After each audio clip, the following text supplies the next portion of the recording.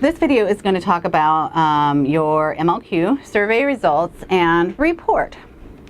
So I'm basically here to assist you in interpreting your scores for the multi-factor leadership questionnaire, actual AUT survey. I will be using the MLQ for short as reference from now on.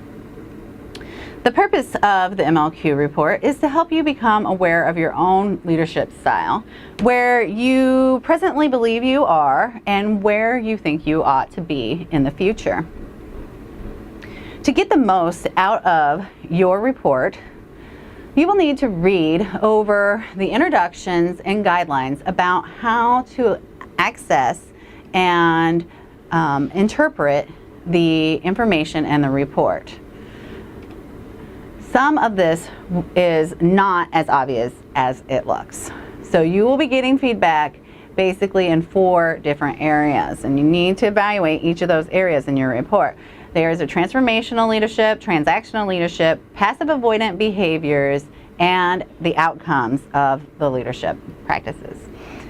So let's go ahead and look at the definition of leadership for this measure. It is the ability of an individual to influence, motivate, and enable others to contribute toward the success of the group, community, or organization. This is important because the different elements embedded within that are essentially trying to get at that definition of leadership.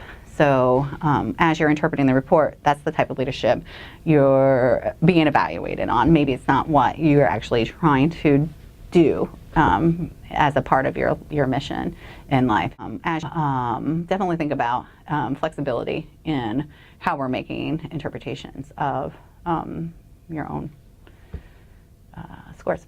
So once you get into the report, you will see that the definitions of each leadership style and its subcomponents are defined. Use these as resources as you try to describe your own leadership style. The last scale looks at your potential outcomes as a leader, and essentially will examine how effective you are at achieving these outcomes. The leadership styles are put on a graph that show the movement from a more passive leadership style to a more active leadership style, and also has an axis that looks at an effective versus effective leadership characteristics. So once you know how dominant you are in each of the leadership styles, because you're going to be ranked on each of those styles independently from the scores on the other scores, you can then determine where your leadership style falls on the graph and what areas you still need to work on. So once you read over, at least according to the definition of these authors, all right, moving on. Once you read over the information at the beginning of your report, you can then move to examining your scores under the leadership profile self-score section. You will have an overall score for each leadership style, and you will also get scores on each of the subscales for each of the different styles, or embedded within each of those styles. In each section or leadership style, you will see a colored in box that indicates the range of on average that people should fall based on the data that Mindgarden had collected on this particular survey. The lines that say actual are what you think where you think you fall on that dimension, and the lines that say ought indicate where you think you should actually be at on that dimension. So notice where you currently think you are in relationship to the suggested range, and also where you think you ought to be in relation to that suggested range. All right, the only one thing that is different in terms of ranking is going to be on the passive avoidant behavior scale. So notice that the benchmark is going to be on that scale low. You can flip to that part and look at that, how it's lower on the scale, and the lower we score on that scale is actually the better because it's a negative or ineffective leadership style. On the effective scales, such as transformational leadership and outcomes, the higher the score is going to be better. And on the contingent reward and management by exception scales, mid-range is probably where you want to be, as suggested by that colored in bar. So when you get to the comparison of norms in your report breakdown, you will notice 4 lines for each subdimension that is depicted. What you need to consider as you are interpreting your score is that most people tend to inflate their actual self ratings compared to what we actually exhibit in terms of that particular style, and that we tend to have too high expectations for how we believe we ought to be performing. So a lot of times we think that we ought to be performing higher than what we logically should expect someone to be performing at.